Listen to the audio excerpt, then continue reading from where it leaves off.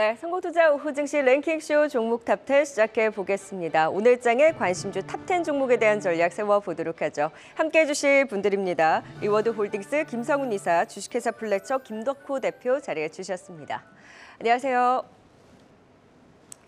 네, 화요일 오후장입니다. 빠른 섹터 로테이션과 함께 오늘도 계속해서 종목들에 대한 움직임 활발하게 나타나고 있습니다. 오늘장의 관심주 탑10 바로 12종목부터 공개해 보겠습니다.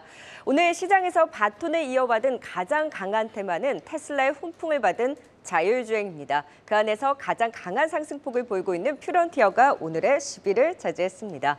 자, 간밤 모건 스탠리가 테슬라에 대해서 슈퍼컴퓨터 도조가 회사의 평가 가치를 5천억 달러 높일 것이라며 목표가를 400달러로 상향하고 그러면서 테슬라가 10%나 급등을 했습니다. 덕분에 자율주행 관련주 퓨런티어, 캠시스, 모바일 어플라이언스, 넥스트칩, 옵트론텍 등의 동반 강세를 보이고 있는데요.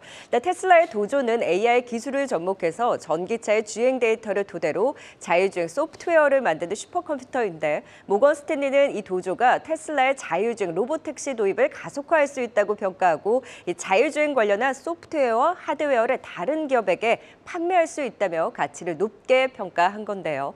자율주행 시장 성장에 따라서 이 퓨런티어의 동반 성장 기대를 같이 높였습니다. 검사 공정, 전장용 장비 수요 증가에 따른 퓨런티어의 신규 수주 주목되고 있고요. 올해 영업이익 전년 대비 460% 넘는 급증 전망 나오고 있습니다. 실적적으로도 받쳐주고 최근에 자율주행에 대한 테마가 다시 한번 상승몰이를 하면서 강한 흐름을 보이고 있는 퓨런티어가 오늘의 10위입니다. 자, 이어서 9위 종목 살펴봅니다. 어제는 인텔리안테크, 오늘은 AP위성이 순위에 이름을 올렸습니다. 위성 관련주들 꿈틀꿈틀대고 있는데요. 또 자체적으로 AP위성은 이슈도 있었습니다. 전일 아랍에미레이트 기업 투라야와 172억 규모의 위성통신 단말기 공급 계약을 체결했다라는 소식을 전했는데요. 지난해 매출액의 32% 규모로 18년째 이 기업에 독점으로 공급하고 있습니다. AP위성 또 실적 개선 기도도 유효합니다. 대부분 출하가 연말에 많아서 하반기 매출 증가 기대하고 있고요. 위성사 확대에 따른 추가 수주 기대하면서 내년 실적 성장 두드러질 것이라는 전망입니다. 그리고 연내 5G 모뎀 개발 완료에 이어서 내년에는 정부 과제를 통해서 6G 모뎀 개발 착수할 계획이고요. 또 자율주행 시대의 안전과 GPS 구축에 있어서 또 이 위성통신망 기술이 필요한 만큼 자율주행 이슈도 주가 함께 자극하면서 오늘 9위에 이름을 올렸습니다. 계속해서 8위 종목 살펴봅니다. 오늘도 2차 전지주 부침이 있긴 했습니다만 오후장 들어서 그래도 좀 수급이 유입되면서 낙폭을 줄여가고 있습니다. 100만 원이 위태위태하면서 투심이 위축된 에코프로가 오늘의 8위입니다. 이 한 달 반 만에 100만 원을 하회하는 등 에코프로 그래도 이렇게 빠질 때 9월 들어서 에코프로가 주춤할 때 개인 투자자들은 1,612억 원 규모 순매수로 담아가는 모습입니다. 최근에 좀 변동성을 키우고 있긴 하지만 그래도 수급은 여전히 또 들어가는 모습입니다. 특히 오늘 또 이 KB자산운용의 2차 전지 인버스 ETF가 유가증권 시장에 상장하면서 에코프로 그룹, 배터리셀 3사 등이 편입되어 있는데 이에 대한 부담을 받고 있는 상황에서 계속해서 좀 변동성을 확대하고 있고요. MSCI 수급 이슈가 소멸된 이후에 또 리튬 가격 하락이 주가 발목을 잡았습니다. 중국 내 공급 과잉에 비해서 수요 증가폭이 낮은 상태여서 이 리튬 가격이 당분간 약세 국면에서 반전이 어려울 것이라는 전망인데요. 그로 인한 판가 하락에 대한 우려, 또 전기차 수요 위축에 따른 성장 둔화에 대한 우려에 9월 10일 동안의 양극재 데이터가 또 다소 부진하게 나왔습니다. 테슬라가 가격 인하 정책을 펼치고 있는 가운데 수익성 둔화에 대한 우려라든지 리튬 가격 약세로 또 LFP 가격이 추가 하락할 수 있다는 가능성 등이 부담으로 작용하면서 주가 급등한 데 따른 이 우려가 겹치면서 주가 하방 변동성을 확대했는데요. 그래도 지금 오후장 들어서 조금씩 수급은 유입되고 있습니다. 빠질만 하면 수급은 유입되고 있는데 최근에 2차 전지주들의 향방을 좌우하는 에코프로의 흐름으로 진단 들어보도록 하겠습니다. 자, 10위부터 8위까지 먼저 살펴봤습니다. 10위 퓨런티어에 대한 진단 시작해볼까요? 네, 10위는 퓨런티어입니다. 간밤이 테슬라의 슈퍼컴퓨터가 큰 이슈였죠. 오늘 거기에 영향을 받으면서 이 자율주행 관련주 큰 상승폭을 보이고 있습니다. 그 가운데 퓨런티어 가장 강한 상승을 보이고 있는 가운데 이 상한가를 기록했다가 지금은 조금 풀려난 상황이지만 여전히 힘은 강합니다. 이 자율주행 관련주 가운데 퓨런티어의 매력도 좀 얼마나 될까요, 김성훈 이사님? 네. 계속 그 일론 머스크의 FSD 12번째 버전에 대해서 계속 짚어드리면서 자율주행 섹터에 대한 관심을 강조를 드리고 있습니다. 자율주행 시장은 2035년까지 연평균 약 30%에서 40% 고성장이 예상이 되고 있고요. 다음 이제 차량을 여러분들이 선택을 할 때 이제 과거의 경우에는 우리가 독일 3사 같이 이런 고급 차들을 좀 많이 선호했다라면은 자, 지금부터는 얼마나 이 차가 자율주행 성능이 좋은지가 차량을 선택하는 가장 큰 이유가 되지 않을까 이렇게 생각을 하고 있습니다. 자율주행 방식도 여러 가지가 있습니다. 라이다를 사용하거나 카메라를 사용하거나 레이더를 사용하거나 여러 가지 방식들이 있는데요. 일론 머스크의 테슬라가 방향성을 제대로 잡아준 것 같습니다. 결국 카메라 중심으로 자율주행 시장이 커 나갈 가능성이 높다라고 보고 있고요. 특히나 이제 뷰잉 카메라고 하죠. 영상 정보를 전달하는 단순 뷰잉 카메라에서 차량 주변 정보를 분석해서 직접 운전에 개입이 가능한 센싱 카메라로 변환이 이제 되고 있기 때문에 퓨런티어의 어떤 가치가 역시나 오늘 제대로 부각이 되고 있는 것 같습니다. 일단은 뭐 이제 자율주행 쪽에서 대장주라고 한다면 기존에는 우리 현대 오토에버를 생각했는데요. 현대 오토에버의 경우에는 오늘 JP모건 쪽에서 중립 의견이 나오면서 차익실현이 강하게 나오고 있습니다만은 이 퓨런티어의 경우에는 지금부터 이제 거래가 터지기 시작했기 때문에 지금부터 약 한 5만 원까지는 편안하게 가져가 보셔도 좋을 것 같습니다. 네, 이제 조금씩 더 턴하고 있는 퓨런티어는 5만 원 선까지 추가 상승 여력이 있다라는 분석 긍정적으로 또 들어봤습니다. 자, 이번에는 9위 AP 위성에 대한 전략도 세워볼까요? 자, 어제부터 뭐 인텔리안테크도 그렇고 AP 위성, 뭐 세트레가이와 같이 좀 잊혀져 있었던 위성 관련주들도 좀 꿈틀꿈틀대고 있습니다. 최근에 반등 시도 김덕후 대표 좀 긍정적으로 보셨을까요? 우선 이제 AP 위성 같은 경우에는 오늘 좀 회자가 됐던 부분들이 이제 아랍에미리트향 매출 부분들이 이제 소개가 되면서 여기에 조금 강세가 나오지 않았나라고 해석을 하고 있습니다. 사실 이제 위성주라고 하면은 우리 연초부터 있었죠. 연초에 이제 누리호 2차 발사 관련된 부분들 그리고 일론 머스크의 스페이스X가 관련된 부분들의 이슈들이 나오다 보니까 사실 위성주들 같은 경우에는 방산 부분을 좀 감하고 보시더라도 연초 대비했을 때 상반기에는 몸값을 좀 많이 높여놨던 상황입니다. 반면에 이제 거기에 대한 실적을 추정하기까지는 당연히 이런 어떤 위성 기기에 대한 부분들을 제조하는 업체다 보니까 사실 매출 부분들이 견디기에는 시간이 걸릴 수밖에 없고요. 이러다 보니까 이제 AP 위성 같은 경우에도 사실 3월 이후에 계속 보유하셨던 분들 같은 경우에는 굉장히 좀 쏙쓰린 경험이 있지 않았을까라고 생각이 되고 있습니다. 다만 이제 이번에 이제 아랍에미리트 향해서 이제 170억 가량의 어떤 수주를 계약을 지금 한 상황인데요. 이 기업가 지금 이제 트라이 같은 경우에는 사실 AP 위성이 1월 달에도 마찬가지로 한 150억 규모 정도를 계약을 한 바가 있습니다. 결국은 지금 이 실적이 단기간에 나오지는 않고 있는 상황이기 때문에 주가에 대한 부분들은 조금 바닥을 다져가고 있다라고 판단을 하시면 될 것 같고요. 특히 이제 우리가 항상 이제 이런 AP 위성뿐만 아니라 많은 이제 통신사들 그리고 5G 관련된 종목들도 마찬가지 결국 매출 부분들이 좀 견인이 후속돼서 나오기 때문에 주가적인 부분들이 단순히 호재만 가지고 접근하기는 조금 어려울 수 있다 말씀을 드리겠습니다. 그래서 오늘 장중에도 혹시 매수를 하신 분이 계시다면은 내년 상반기까지는 15,500원을 목표로 조금 낮게 목표가를 낮춰서 접근을 해보시고 손절가격 같은 경우에 12,000원으로 즉 이제 상승 여력보다는 좀 조정 매수에 대한 부분들을 한 번 더 주목하시자 말씀드리겠습니다. 네, 9위 AP 위성에 대한 약간은 보수적인 의견 말씀 주셨습니다. 이어서 8위 살펴보도록 하겠습니다. 에코프로입니다. 정말 열풍이었던 2차 전지 관련주들 지금은 조금 힘이 다소 빠진 상황인데요. 에코프로 같은 경우에는 이제 100만 원 자리를 내주면서 지금 90만 원 후반대에서 움직이는 상황입니다. 앞에서 이야기했듯이 2차 전지 관련 인버스 ETF도 나온 상황인데 에코프로 지금 상황 좀 어떻게 대응하면 좋을까요, 김성훈 이사님? 네. 2차 전지 섹터의 경우에는 계속 이제 박스권 전략을 말씀을 드리고 있습니다. 급하게 올라갈 이유도 없지만 또 이유 없이 급하게 밀릴 이유도 없다라는 것을 계속 강조를 드리고 있는데요. 일단 에코프로 같은 경우는 오늘 기술적으로 주봉 20선에 터치한 이후에 가파르게 지금 올라오는 것을 여러분들이 확인을 하실 수가 있고요. 뭐 에코프로 BM 그리고 포스코 퓨처앤 포스코 인터넷 같이 대표적인 2차 전지 섹터 역시도 좀 밀리는 모습이 나왔습니다만은 조금씩 아랫꼬리를 달아주는 모습이 나오고 있습니다. 결국은 어떻게 보면 한정된 수급 상황에서 에코프로 쪽으로 다시금 이제 수급이 몰리고 있고 마침 또 오전부터 AI와 그리고 로봇 쪽에서 소위 말해서 차익 실험 물량이 좀 나온 것을 우리가 볼 수가 있었는데요. 결국은 이제 많이 오른 것은 좀 정리를 하고 많이 떨어진 것은 매수를 하는 그런 순환매 전략이 현재 시장에서 벌어지고 있지 않나 이렇게 보고 있습니다. 그렇기 때문에 에코프로와 애플을 비롯한 어떤 포스코홀딩스 이런 대표적인 2차전지 섹터의 경우에는 밀린다라고 해서 여러분들이 이제 안 되겠구나 싶어서 이제는 뭐 매도에 동참한다거나 그러시면 안 될 것 같고요. 위아래 선 그어놓고 여러분들이 박스권 전략으로 대응하시는 것이 맞다라고 생각하고 있고요. 특히 에코프로 같은 경우는 수급적으로 봤을 때 FTSE 쪽의 어떤 추종 자금들도 충분히 들어올 수가 있고요.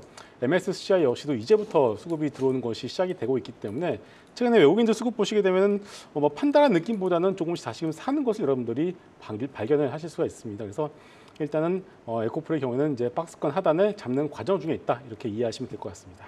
김덕구 대표님은 어떻게 보세요? 에코프로뿐만이 아니라 2차전지 관련주들도 좀 어떻게 보시나요?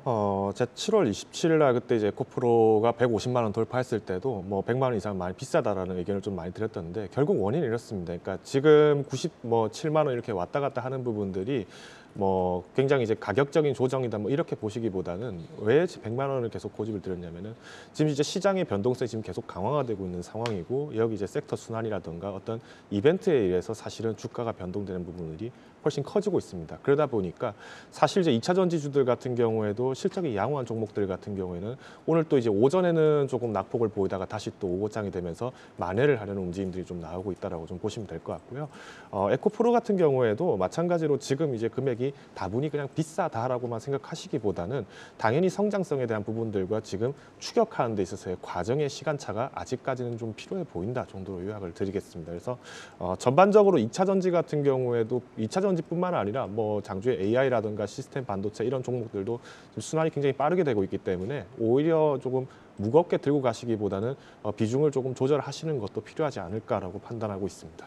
네, 섹터 순환매와 맞물린 전략 유효하다. 그래도 에코프로를 중심으로 한 2차 전지주 지금 저점 대비 낙폭을 축소하는 오후장에 대한 움직임 특징적으로 나타나고 있습니다. 이렇게 종목들에 대한 순환매가 굉장히 빠른 시장입니다. 오늘 장의 관심주 이제 7위와 6위 종목도 살펴보겠습니다. 장중 13% 급등 이후에 차익 실현과 함께 쭉 빠지긴 했습니다만 52주 신고가를 경시해 나가는 텔레칩스가 오늘의 7위입니다. 이 차량용 반도체 비메모리 팹리스 업체로 자율주행 관련주 강세 속에 동반 상승세를 보이다가 지금은 좀 상승폭을 축소하는 모습인데요. 모빌리티 산업이 소프트웨어 중심의 자동차로의 전환으로 차량용 반도체 수요 증가는 필연적이다. 지금 자율주행 등으로 이 텔레칩스도 제품을 확장해 나가면서 함께 부각이 되고 있는 겁니다. 전방 완성차 업체들로부터 수주가 증가하면서 AVN, 오디오, 비디오, 내비게이션용 AP 중심의 성장세가 당분간 지속될 것으로 전망되고 있고요. 2분기 실적이 좋았습니다. 전년 대비 영업이익이 280% 급증하는 역대급 실적으로 증명을 해줬고 2분기 호실적에 이어서 향후에도 실적 성장 지속될 것으로 내다보고 있습니다. 하반기 국내 해외 부품사의 주문 증가에 힘입어서 성장 견조할 것으로 보이고요. 제품 믹스 개선으로 평균 판매 단가는 상승하고 또 고객사의 AVN용 AP 비중이 다시금 확대되면서 또 내년 신규 양산, 신규 칩 개발 완료로 그 성장을 이어갈 것으로 기대되고 있는 텔레칩스입니다. 실적과 앞으로의 성장성 더 체크해 보도록 하죠. 자, 이어서 6위 종목 살펴봅니다. 좀 더 반등의 힘을 가져갈 수 있을까요? 효성 첨단 소재가 오늘의 6위입니다. 자, 내년 7월까지 528억 원 규모의 전주 공장 탄소 섬유 생산 라인 증설 투자 결정 소식에 오늘 장중 7%까지 힘을 내주기도 했습니다. 2024년 말 기준으로는 연간 생산 능력 기존 계획 14,000톤에서 16,500톤으로 상향이 됐고요. 또 베트남에 신규 법인까지 설립을 하면서 2025년 하반기로 봤을 때는 생산 라인 2기 신설 예정으로 2025년 말에는 2만 1,500톤 규모의 생산 능력을 확보해 나갈 것으로 기대하고 있습니다. 이렇듯 탄소 섬유 증설 가속화되면서 이익 추정치가 상향되고 있는데요. 하나증권에서는 이 이익 추정 상향과 더불어서 목표가를 64만 원으로 올려 잡았습니다. 오늘 주가 들썩이고 있는 효성 첨단 소재에 대한 추가 상승의 힘도 함께 체크해 보겠습니다. 자, 이제 7위와 6위 진단 시작해 보도록 하죠. 김덕후 대표는 텔레칩스 오늘 좀 상승폭을 축소하기는 했습니다만 최근에 가파른 상승세를 보였습니다. 이 텔레칩스의 모멘텀은 어느 정도로 보세요? 사실 이제 오늘 텔레칩스가 굳이 오늘 주가를 높일 만한 이유는 없었다라고 좀 판단을 하고 있는데 오늘 이제 마찬가지로 또 이런 부분 낙폭이 나왔다는 부분들이 시장이 다시 이제 좀 이성적으로 정상화되고 있다라고 좀 어느 정도 말씀드릴 수 같습니다. 오늘 이제 텔레칩스도 마찬가지로 결국 이제 테슬라 이슈 때문에 먼저 조금 소재가 좀 나오지 않았나라고 생각을 하고 있습니다만은 결국은 이제 완전 자율주행이라는 부분들을 시행하기 위해서 우리가 하드웨어적인 부분들이 반드시 필요할 수밖에 없습니다. 테슬라에서 마찬가지로 도입했던 도조 같은 경우에는 이미 이제 시스템 부분들에 대해서 소프트웨어 개발을 굉장히 좀 빠르게 할 수 있다. 그래서 여기에 대해서 양산이 가능하다라고 본다면은 텔레칩스 같은 경우에는 이미 이제 차량용 이제 완전 자율주행에 관련돼 있는 차량용 반도체 부분들의 개발을 굉장히 좀 박차를 많이 가하고 있습니다. 뭐 아시는 분들은 이미 지난 3월부터 해서 이 소식을 들으시면서 텔레칩스를 보유하셨던 분들이 굉장히 좀 많으셨을 것 같은데 이번 이제 5일부터 해서 지금 지난 10일까지 이제 진행을 했던 IA에서도 마찬가지로 이 ADAS, 즉 우리가 흔히 얘기하는 첨단 운전자 보조 시스템 관련된 부분들에서의 반도체 칩을 또 공개를 한 바 있습니다. 엔돌핀이죠. 네. 그래서 이 엔돌핀 같은 경우에도 사실 이제 개발 착수를 진행한다는 부분들이 이미 소재가 좀 나왔기 때문에 오늘 장중에서 급등한 부분들에 대해서는 무리하게 추격할 필요는 사실 없었습니다. 이렇게 좀 말씀드릴 수 있을 것 같고요. 반면에 이제 이 텔레칩스뿐만 아니라 지금 자율주행 부분들 중에서 아무래도 이제 단기적인 변동이 좀 큰 종목들은 카메라 관련 종목이라고 치면은 우리가 반도체 관련 종목들은 조금 더 지켜볼 수 있지 않을까라고 요약을 정리해 드리도록 하겠습니다. 네, 텔레칩스에 대한 의견까지 들어봤습니다. 이어서 6위 효성 첨단 소재 살펴보도록 하겠습니다. 오늘 증권사에서 이제 긍정적인 리포트 나오면서 강한 상승 보였다가 지금은 좀 상승폭은 줄어든 상황입니다. 지난 한 달 동안 꾸준히 우상향하는 모습을 보였는데 효성 첨단 소재 상승세 좀 어떻게 바라보시나요, 김성훈 이사님? 네, 회사 자체는 좋습니다. 일단은 어제 공시가 나왔는데 탄소 섬유 증설에 대한 부분들을 좀 앞당기겠다라는 내용이 나왔고요. 내용을 보게 되면 2024년 말 캐파는 1만 6천 톤까지 상향을 할 것이고 이제 베트남의 신규 법인을 설립한 이후에는 2025년 하반기까지는 목표로 증설을 계획을 현재 잡아놓고 있는 상황입니다. 이렇게 되면 2025년 말에 캐파는 1만 6천 톤에서 2만 1,500톤까지 이제 확대가 될 예정이고요. 회사 측에서 목표로 하는 최종 캐파는 2만 4,500톤이기 때문에 일단 우리가 이 도달 시기가 오래되면 보통 2028년 정도로 예상했었는데 이것을 2년 정도 더 앞당길 수 있을 것 같습니다. 결국 향후 3년간 캐파에 대한 성장률이 약 40%이기 때문에 상당히 고성장을 기록할 것으로 보여지고 있고요. 증설이 이렇게 빠르게 이루어지고 있다는 것은 결국 이익 역시도 빠르게 늘어날 가능성이 높기 때문에 오늘 리포트가 목표까지 좀 올라가는 그런 리포트가 나왔다고 봐야 될 것 같습니다. 근데 좀 그렇게 재미는 없는 종목입니다만은 이런 종목들 좋아하시는 분들의 경우에는 밀릴 때마다 매수를 해서 좀 길게 가져가 보시면은 나쁘지 않을 것 같습니다. 네, 조금 더 긴 호흡으로 지켜보자라는 효성 첨단 소재에 대한 진단까지 주셨습니다. 10위부터 6위까지 투자 포인트 다시 한번 정리해 보겠습니다.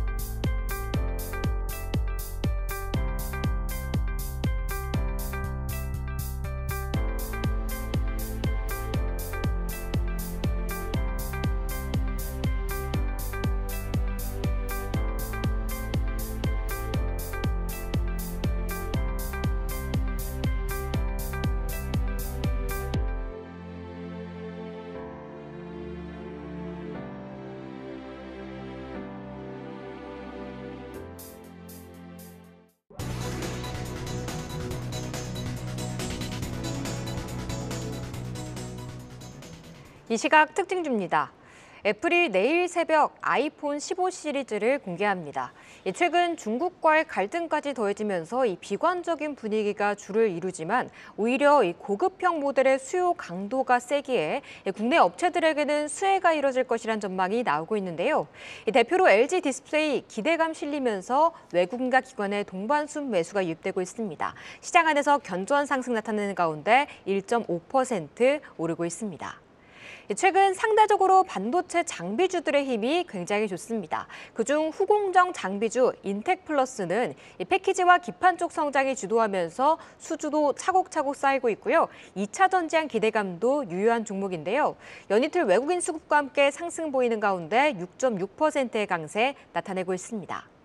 그렇지만 오늘 미용 관련주들 동반 약세를 보이고 있습니다. 그중 덴티움은 VBP에 대한 기대감이 컸었지만 예상 대비 부진한 중국에서의 수요가 주가를 끌어내리고 있는데요. 연이틀 하락하는 가운데 현재 7%의 장대 음봉 그리고 있습니다. 또 오늘 로봇과 AI 관련주들도 일제히 파란불을 켜내고 있습니다. 그중 의료 AI 대표 종목으로 꼽혔던 루닛에 차익 실현이 3개 나오면서 장대 음봉을 그리고 있는데요. 7거래일 만에 하락 전환한 가운데 현재 12%까지 낙폭 확대하고 있습니다. 지금까지 이 시각 특징주 알아봤습니다.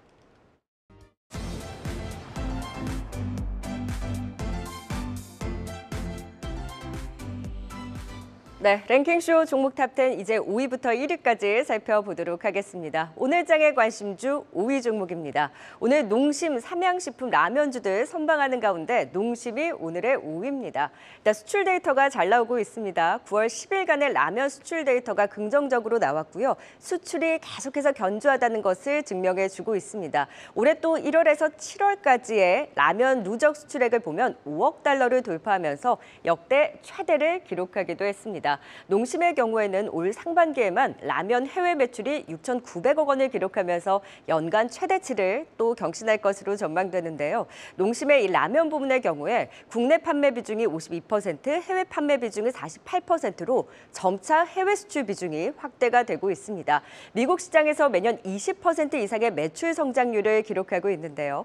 라면 가격 인하에도 불구하고 그 영향은 제한적이다라는 분석입니다. 온라인 채널 확대, 또 편의점 수요 회복, 그리고 무엇보다 전 세계적인 K라면 열풍에 2분기에 이어서 3분기도 호실적이 전망되고 있습니다. 전년 대비 74% 증가할 것으로 내다보고 있고요. 외국인 수급이 견조하고 50만 원을 앞두고 주가 밀린 이후에 다시금 반등을 시도하고 있습니다. 좀 더 힘내줄 수 있을지 체크해보죠. 자, 계속해서 4위 종목입니다. 최근 주가 주춤했던 엔터주 4사도 꿈틀대고 있습니다. 오늘의 4위 YG엔터입니다. 모처럼 외국인과 기관의 동반 순매수가 유입되고 있습니다.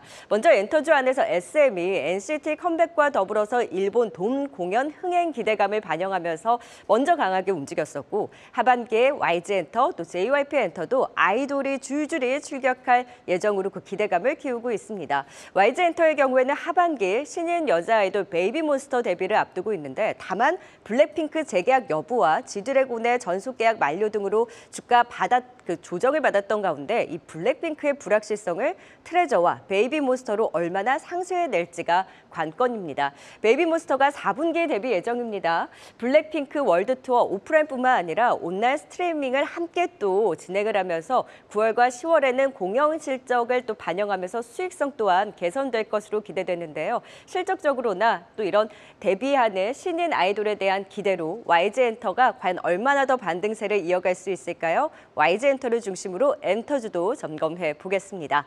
자, 계속해서 3위 종목입니다. 오늘 자율주행과 함께 한 축에서 또 강한 섹터가 바로 제약바이오입니다. 그 안에서 JW 중해제약이 3위네요.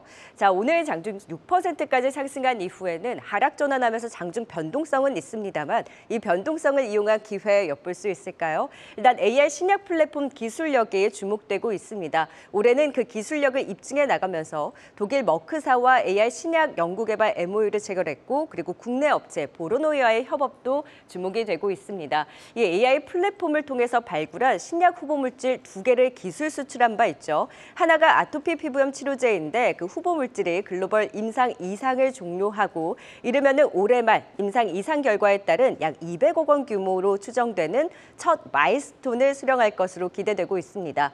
또 중국으로 기술 이전한 통풍 치료제 역시 3상 임상 시험 계획을 대만 식약청에 승인이 있었고, 또 하나의 AI 신약 플랫폼으로 발굴한 대표적 탈모 치료제가 또 국가 신약 과제로 선정되면서 이 탈모 모멘텀 또한 부각되면서 그 호재가 많습니다. 2분기 실적도 좋았죠. 수액, 또 리바로, 혈우병 치료제 햄리브라까지 전문 의약품의 성장이 두드러졌는데 연간 호실적도 기대되면서 실적과 파이프라인의 경쟁력 그리고 AI 신약 플랫폼의 성장성이 주목되고 있습니다. 주춤할 때가 기회일까요? 오늘의 3위 JW 중해제약까지 점검해 보도록 하겠습니다.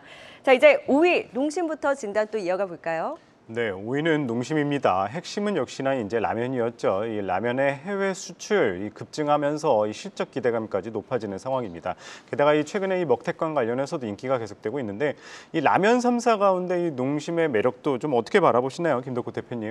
사실 이제 라면 같은 경우에 뭐 수출이 굉장히 잘 되고 있다라는 부분들은 뭐 상반기 수출 현황을 보신 분들은 아시겠습니다만은 뭐 농심뿐만 아니라 뭐 삼양도 마찬가지고 실제로 이제 우리나라 국내에 있는 뭐 K푸드 시장이 활성화되고 있다라는 부분들을 좀 일찍 접하셨던 분들은 이미 조금 알고 계셨을 것 같습니다.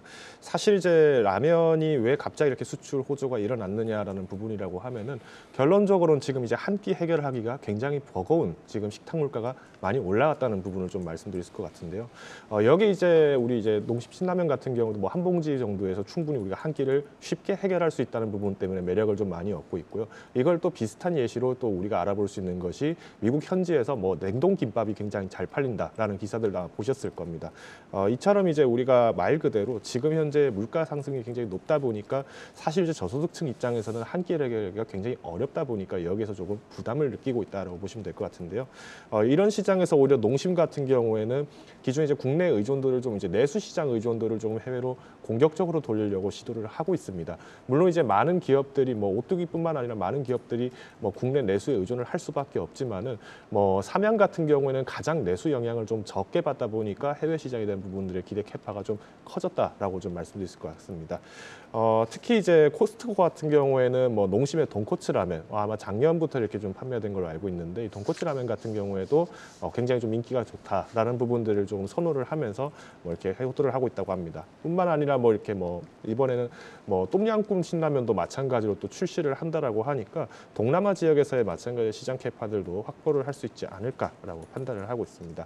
물론 이제 농심 같은 경우에는 사실 이제 주가 자체가 굉장히 또 무겁다 보니까 선뜻 들어가기가 좀 버거운 부분들도 있습니다. 뭐 흔히 말하는 고작 한두 주 사기 위해서 이런 종목들 대응하기는 좀 쉽지 않다라고 느끼실 수 있는 분들이 계시기 때문에 우선 이제 조금 목표가는 보수적으로 46만 원을 제가 제시를 드리겠습니다. 다만 이제 최근 시장에서 이제 특히 어떤 나스닥 시장도 굉장히 호조가 되고 있지만은 오히려 이런 식품과 같은 가치주 종목의 입장으로 봤을 때는 하한폭은 조금 더 길게 잡으셔서 41만 5천 원까지 손절 가격을 제시드리도록 하겠습니다. 네, 농심 좀 제한적인 상승에 대한 전망을 주셨습니다. 자, 이번엔 4위 YG 엔터를 필두로 해서 엔터주에 대해서도 좀 진단을 해보도록 하겠습니다. 워낙 이제 섹터 순환이 빠른 상황에서 엔터주가 예전만큼의 힘을 좀 발휘하지 못하고 다소 좀 우선순위에서는 밀리는 모습입니다. 과연 하반기에 대한 기대로 관심을 가져봐도 될까요, 김성훈 이사님? 네, 엔터주들의 중요한 모멘텀은 3분기가 아니라 4분기에 전부 다 몰려 있다라고 보시면 될 것 같습니다. 그런 와중에서 엔터 4사 모두 다 주가 고점 대비 충분히 밀렸기 때문에 밸류에이션 상으로도 메리트가 있는 구간으로 진입을 했고요. 계속 바닥에 대한 어떤 부분들을 시장이 하나둘씩 체크를 이제 하고 있다가 오늘 지금은 조금 밀렸습니다만은 오전장에는 상당히 좋은 흐름세를 좀 보여줬습니다. 일단 YG엔터에 대해서 말씀을 드리게 되면은 역시나 첫째도 재계약, 둘째도 재계약, 셋째도 재계약 여부입니다. 이번 주죠. 재계약이 또 안 될 것이다라는 루머가 살짝 돌았었는데요. 이거는 나와봐야지 않는 것이지 여러분들이 시장에 돌리는 어떤 루머나 이런 것들은 여전히 믿으시면 안 될 거라고 말씀드리고 싶고요. 일단은 8월까지가 계약 기간이기 때문에 8월이 끝나자마자 좀 나오지 않을까라는 예상을 했었지만 아직까지는 결과가 나오지 않고 있는 상황입니다. 자, 그런데 이번 주 토요일과 일요일 서울에서 블랙핑크 올해 피날레 공연이 예정이 되어 있습니다. 공연 이후에 아무래도 어느 정도 입장 표명이 나올 가능성이 높다라고 보고 있고요. 자, 중요한 것은 이거죠.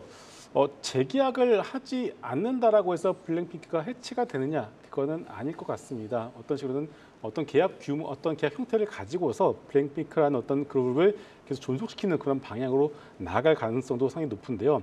자, 문제는 이거죠. 계약 구조 자체가 만약에 불리하다, YG엔터에게 불리하다라면은 설사 블랙핑크가 계속 존재한다고 하더라도 실제 벌어들이는 수익성 자체는 훼손이 될 가능성이 높지 않을까 이렇게 보고 있습니다. 그래서 결정된 것은 없고요. 일단은 계약에 대한 부분들 여부와 그리고 정확한 계약 구조를 우리가 파악한 이후에 이 YG엔터의 경우 여러분들이 대응 전략을 수립하시는 게 낫지 않나 이렇게 말씀드리고 싶고요. 또 하나 중요한 것이 베이비몬스터의 흥행 여부입니다. 아직까지는 뭐 그렇게 이렇다 할 어떤 퍼포먼스를 보여주지는 못하고 있는 것 같습니다. 그래서 일단 엔터주들을 보실 때는 뭐 SM이라든가 JYP 엔터 쪽으로 먼저 보시고 그 다음 이제 YG엔터의 경우에는 계약 여부를 좀 더 구체적으로 우리가 확인한 이후에 대응 전략을 수립하자 이렇게 정리하겠습니다. 네, 블랙핑크의 계약 여부와 구조를 확인한 이후에 한번 찾아보자. YG 엔터테인먼트 진단 주셨습니다. 이어서 JW 중해제약 살펴보도록 하겠습니다. 역시나 이 AI 신약 개발 관련해 가지고 이제 주목을 받는 곳이죠. JW 중해제약 3거래 연속 상승을 하다가 오늘 이 장중에 하락 전환을 하면서 현재는 한 3% 하락세를 보이고 있는데 JW 중해제약 좀 어떻게 대응하면 좋을까요, 김덕구 대표님? 우선 이제 타이틀은 굉장히 좋은 것 같습니다. 뭐 최초 AI 신약 개발이다라는 먹거리가 있기 때문에 굉장히 좀 기대할 수 있는 부분들은 많다라고 판단을 하는데요. 다만 이제 이 소재들도 마찬가지로 이미 이제 먼저 진작 발효가 되지 않았을까라고 좀 조심스럽게 말씀드리고 싶은 것이 사실 이제 지난 8월 이제 2분기 실적을 발표할 때도 수많은 레포트들이 나오면서 3분기 실적 보조와 그리고 이제 앞으로 기술 부분에서 마일스톤 부분에서 받을 수 있는 부분들에 이런 이제 두 가지 신약이 있다. 이 신약 부분들에서 매출이 이어질 가능성이 높다라는 부분들이 좀 어느 정도 작용하지 않았나라고 판단하고 있습니다. 그러다 보니까 이제 사실 주가들도 어떻게 보면 오늘 이제 상승폭이 그대로 반납을 하게 됐는데 이 주가가 더 이상 이전의 고점을 돌파하지 못했던 원인들도 실적 발표 이후의 주가와 거의 비슷한 움직임을 보이고 있습니다. 즉 이제 현재 시점에서는 아무래도 좀 손바뀜이 좀 일어났다고 좀 말씀드릴 수 있을 것 같고요. 추가적으로 이제 중해제약 같은 경우에는 우리가 이제 이번 실적에서 굉장히 좀 기대가 되는 부분들이 햄리브라, 즉 이제 혈우병 치료제 관련된 부분들이 급여 전환이 되게 되면서 매출이 늘었다라는 부분들은 아마 많이 아셨을 겁니다. 이 부분들이 이제 얼마나 주가를 좀 더 보수를 해줄 수 있느냐, 좀 더 견고하게 바닥을 만들어줄 수 있느냐 부분들이 좀 촉각이 되기 때문에 오늘 장중에서 이제 조금 상승을 했을 때 잘 실현을 하셨던 분들은 축하드리고요. 특히 이제 연말까지 목표를 했을 때는 목표가는 48,000원으로 다시 한번 이전 고점까지는 돌파를 하지 못하겠지만은 오늘 달성했던 고점까지는 회복할 수 있을지 충분히 기대를 할 수 있을 것 같습니다. 반면에 이제 손절가격은 제가 4만 원으로 조금 타이트하게 제시를 드렸습니다. 최근에 이제 바이오 종목도 마찬가지로 섹터 순환이 돌게 되면서 여기에 대한 부분들을 좀 조명을 받은 것도 있기 때문에 차익 매물에 대한 부분들은 반드시 유의하시자 말씀드리겠습니다. 네, JW 중해제약까지 진단해봤습니다. 이어서 유튜브 채팅창에 또 어떤 이야기 올라오고 있는지도 살펴보겠습니다. 네, 오후장 시청자분들은 어떤 의견을 가지고 있는지 함께 알아보겠습니다. 첫 번째는 알바누님의 의견입니다. 오전에 오르던 거 싹 내려가는데? 란 댓글이었어요. 네, 지수 흐름은 비슷한데 그한테 주도 섹터가 빠르게 바뀌어가고 있습니다. 분명 반도체 자율주행 쪽이 꽤 강했는데 가온칩스 같은 경우에는 현재 3.8% 하락으로 돌아섰고요. 대체로 음봉을 그리고 있습니다. 그래도 2차 전지가 낙폭을 조금 줄이는 듯 싶은데 지수 영향은 약한 채 코스닥은 현재 1.2%까지 낙폭 키우고 있습니다. 다음은 존버하자님의 의견입니다. 미용기기 전부 하락이고 란 댓글이었어요. 네, 오늘 미용 의료기기 섹터 동반 약세를 보이고 있습니다. 외국인들의 미용 관광이 늘어나면서 수요는 견조하다고 알려져 있는데 계속해서 달려와서인지 오늘은 좀 크게 쉬어가고 있는데요. 비올은 7%, 클래시스도 1.2% 하락하면서 전반적으로 낙폭 키우고 있는 상황입니다. 다음은 내일은 부자님의 댓글입니다. 내일 미국 CPI 발표인가? 라는 질문이었어요. 네, 13일 미국의 8월 소비자 물가 지수가 발표됩니다. 시장에서는 유가 상승으로 인해서 지난달보다 0.6% 오를 것으로 예상하고 있는데요. 이 시장 예상치에 부합할지 FOMC에 미칠 영향은 어떨지 체크해야 할 것으로 보이고 있습니다. 마지막은 원샷 원킬님의 댓글입니다. 흥구석유, 한국 석유 관련주 날아갔네요. 라는 댓글이었어요. 네, 지난주 2% 넘게 상승하면서 우려를 키웠던 국제유가가 이번 주 들어서도 고공행진을 이어가고 있습니다. 이 WTI는 87달러, 브렌트유도 90달러를 기록하고 있는데요. 물가에 대한 경계감을 계속 키우고 있는데 반면에 국내 중소형 관련주들은 탄력받아가면서 흥구석유는 18% 급등하고 있습니다. 지금까지 화요일장 시청자분들의 의견 함께 알아봤습니다. 네, 계속해서 오늘장의 관심주 이제 2위와 1위 종목까지 살펴보도록 하겠습니다. 자, 오늘 코스피 시총 상위주 내에서 그 상승이 두드러지는 네이버가 오늘장의 관심주 2위입니다. 이 중소형 AI주들은 낙폭을 확대하는 반면에 네이버는 외국인 매수와 함께 선별적인 강세 흐름을 보이고 있습니다. 자, 이슈가 있었습니다. 일란 고우드파잉 미주 개발은행 총재가 네이버 이사옥을 방문해서 지금 중남미 시장에서의 AI, 로봇, 클라우드, 디지털 트윈 등의 다양한 협력 방안을 논의했다라는 소식이 주가를 자극하기도 했고요.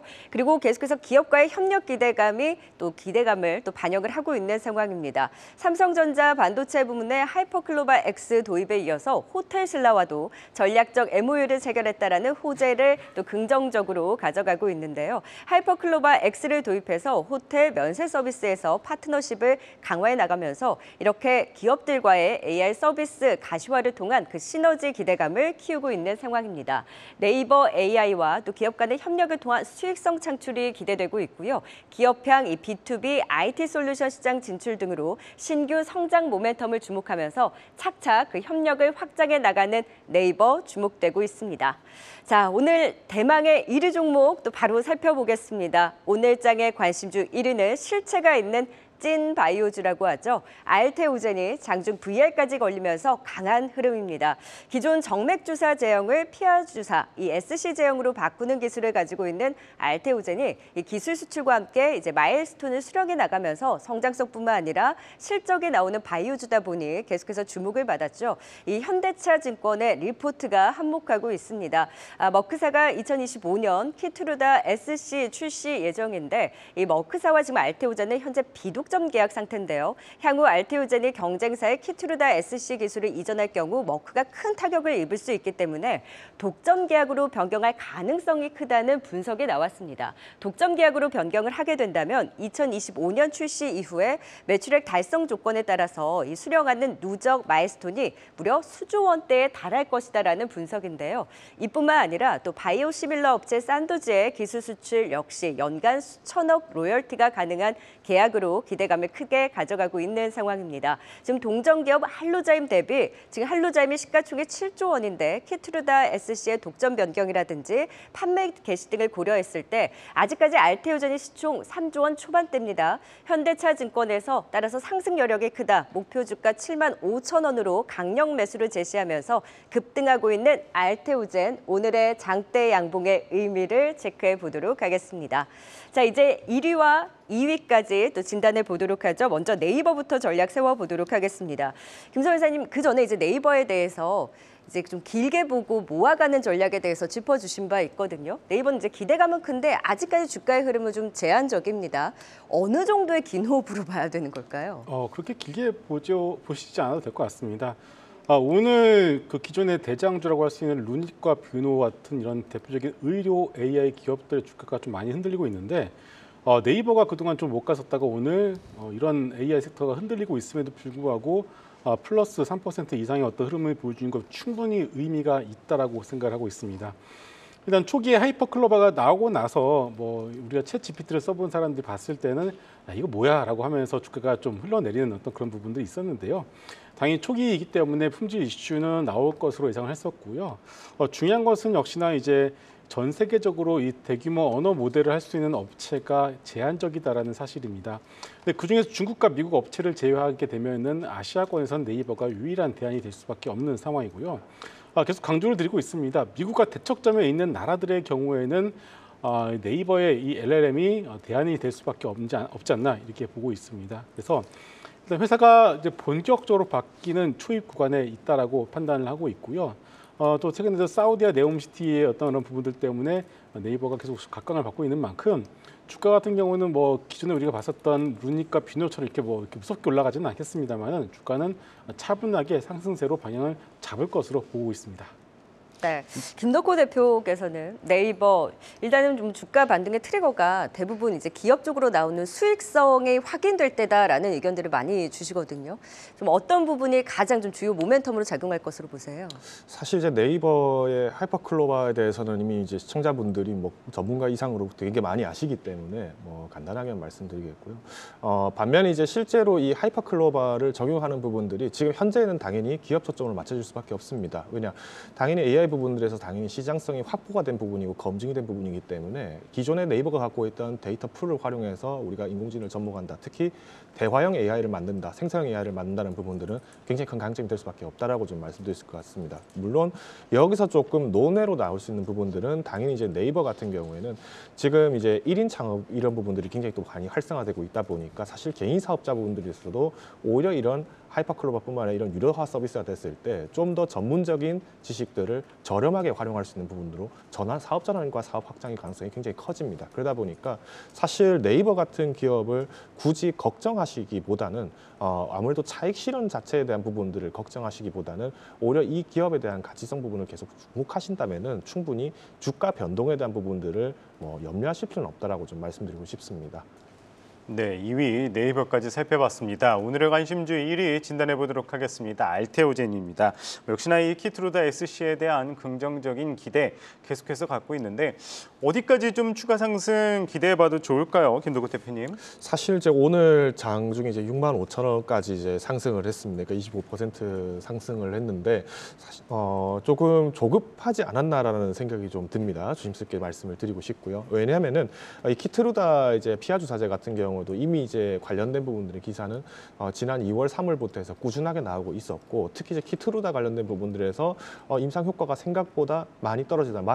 머크사의 키트루다가 좀 생각만큼 잘 해내지 못하더라, 치료 효과가 좀 떨어지더라라는 부분들도 이미 상반기에 먼저 이슈들이 된 바가 있습니다. 그러다 보니까 오히려 이제 알테오젠이 여기에 대해서 게임 체인저가 되는 게 아니냐라는 부분에서 좀 오늘 장중에서 좀 더 부각이 되지 않았나라고 판단을 하고 있고요.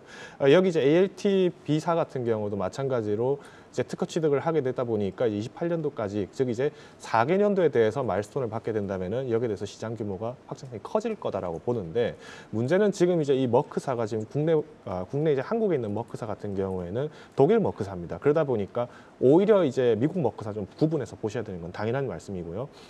또한 이제 유럽 시장 같은 경우에도 마찬가지로 키트루다 시장이 생각만큼 성장하지 못한다면 여기에 대한 부분들을 과감하게 또 반납을 할 수밖에 없습니다. 그래서 우선 이제 오늘 장중에서 목표가를 제시드리는 것은 조금 성급한 말씀이다라고 좀 말씀드릴 것 같고요. 오히려 손절가격이라고 하면은 제가 57,000원 제시를 드리도록 하겠습니다. 김성훈 이사님은 알테오젠 좀 어떻게 대응 전략 짜시겠어요? 네, 시장이 최근에 오늘 같은 경우는 좀 흔들리는 모습들이 나오고 있는데요. 그 와중에 이런 종목들이 나타나는 것 자체는 상당히 긍정적이라고 말씀을 드리고 싶습니다. 내용 같은 경우는 앞서서 말씀을 잘 해주셨고요. 일단 알테오젠의 경우에는 진짜 이 비독점에서 독점으로 간다는 그 자체가 상당히 큰 의미가 있다라고 보고 있습니다. 결국 그만큼 이제 알테오젠의 어떤 파이프라인에 대해서 시장이 이제 인정을 해주고 있다라고 우리가 판단할 수가 있을 것 같고요. 자, 이렇게 되면은 뭐가 좋냐면은 알테오젠뿐만이 아니라 ABA 바이오, 그동안 ABA 바이오도 상당히 좀 많이 밀렸지 않겠습니까? 그리고 레고캠 바이오 같이 순수 바이오텍이 가지고 있는 기술력과 파이프라인이 다시 재부각되는 그런 어떤 계기가 알테오젠으로서 확산이 될 수가 있기 때문에 이 부분은 우리가 상당히 긍정적인 부분으로 봐야 될 것 같고요. 만약에 AIR 오브 섹터가 밀리게 된다면은 그 대안이 되는 섹터가 나와야 되는데 일단은 오늘은 IT 섹터가 좀 오르는 듯한 모습을 보이고 있습니다만은 아직까지 좀 약한 것도 사실입니다. 그래서 그런 와중에 제약 바이오 섹터가 바닥에서 이렇게 강하게 올라와 준다라면은 시장은 또 한번 이쪽에서 어떤 상당히 큰 테마를 만들 가능성이 높기 때문에 그런 관점에서 우리가 이 알테오젠을 비롯한 여러 가지 제약 바이오 섹터를 볼 필요가 있을 것 같습니다. 네, 뭐 페어마켓뿐만이 아니라 지금 에스모까지 줄줄이 또 일정들이 있을 뿐만이 아니라 순수 바이오 업체들까지 또 강한 움직임, 제약 바이오 섹터에 대한 긍정적인 분석을 주셨는데 사실 오늘 김성훈 이사님 나오시면 많은 분들이 삼천당제야 궁금해하실 것 같아서 오늘 또 큰 변동성이 있었습니다. 9% 급락에서 또 낙폭을 축소하는 그 장중의 변동성이 있었는데 어떤 좀 이슈가 있었는지 네. 점검을 해보고 갈까요? 네, 삼천당제약 아침에 순식간에 한번 밀렸다가 이제 올라와 있는데요. 좀 이상한 내용의 어떤 찌라시가 좀 돌았습니다. 이번에 롤스로이스 뭐 이렇게 사건이 있지 않겠습니까? 이제 그쪽에서 연관된 어떤 사람이 뭐 이 종목을 사서 뭐 팔았다라는 식으로 해서 마치 삼천당작이 거기에 연루가 된 것처럼 좀 이렇게 포장이 돼서 돌아갔던 것 같습니다. 하지만 내용을 파악해 보니까 전혀 상관이 없는 상황이고요. 다시 한번 회사 측에 확인해봤습니다. 자, 지금 상황 어떻게 되냐 하니까 한 단계 더 앞서 나간 말씀들을 하시더라고요. 미국 기약이 생각보다 잘 되고 있다라는 코멘터를 받았습니다. 물론 당연히 언제 나올지는 누구도 모르죠. 이번 삼천당제 반등의 가장 큰 이유는 일단 캐나다 계약이 나오면서 시장의 의구심을 해소를 해줬고요. 지금 남아있는 것이 유럽 계약과 그리고 미국 계약이거든요. 그런데 미국 계약마저도 지금 잘 되고 있다라는 어떤 코멘트를 회사 측에서 받았기 때문에 삼천당작의 경우에는 선에 여러분들이 긍정적인 관점으로 계속 가져가 보셔도 좋을 것 같습니다. 네, 1위 알테오젠까지 진단해봤습니다. 5위 농심부터 1위까지 투자 포인트 다시 한번 보고 오겠습니다.